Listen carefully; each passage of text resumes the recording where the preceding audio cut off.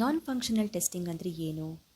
It evaluates aspects of the system that are not related to specific functionalities but focus on how the system performs under different conditions. It ensures the software meets performance, usability, security and other quality attributes. Non functional testing ಅಂದರೆ ಪ್ರತಿಯೊಂದು features ಹೇಗೆ work ಆಗ್ತಿದೆ ಅನ್ನೋದನ್ನು check ಮಾಡೋದಲ್ಲ, ಬದಲಾಗಿ complete software ಎಷ್ಟು user friendly ಇದೆ ಅನ್ನೋದನ್ನು, ಕ್ವಾಲಿಟಿ ಹೇಗಿದೆ ಅನ್ನೋದನ್ನು ಚೆಕ್ ಮಾಡೋದು. ಅಂದರೆ ಪರ್ಫಾರ್ಮೆನ್ಸು, ಸೆಕ್ಯುರಿಟಿ, ಯೂಸಬಿಲಿಟಿ ಇವೆಲ್ಲವನ್ನು ಟೆಸ್ಟ್ ಮಾಡೋದು. ಫಾರ್ ಎಕ್ಸಾಂಪಲ್, ಇವಾಗ ಫ್ಲಿಪ್ಕಾರ್ಟ್ನಲ್ಲಿ ಕೆಲವೊಮ್ಮೆ ಬಿಗ್ ಬಿಲಿಯನ್ ಡೇ ಅಂತ ಅನೌನ್ಸ್ ಮಾಡ್ತಾರೆ. ಆಗ ಎಟ್ ಎ ಟೈಮ್ ತುಂಬ ಜನ ಆ್ಯಪ್ನ ಯೂಸ್ ಮಾಡ್ತಿರ್ತಾರೆ.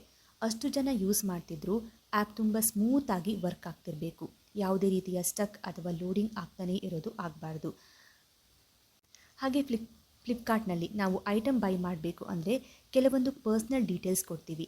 ಆ ಡೇಟಾಗಳು ಲೀಕ್ ಆಗಬಾರ್ದು, ಅಂದರೆ ಯಾವುದೇ ರೀತಿಯ ಸೆಕ್ಯುರಿಟಿ ಇಶ್ಯೂಸ್ ಇರಬಾರ್ದು. ಈ ರೀತಿಯ ವಿಷಯಗಳನ್ನೆಲ್ಲ ಟೆಸ್ಟ್ ಮಾಡೋದು ನಾನ್ ಫಂಕ್ಷನಲ್ ಟೆಸ್ಟಿಂಗ್ ಅಂತ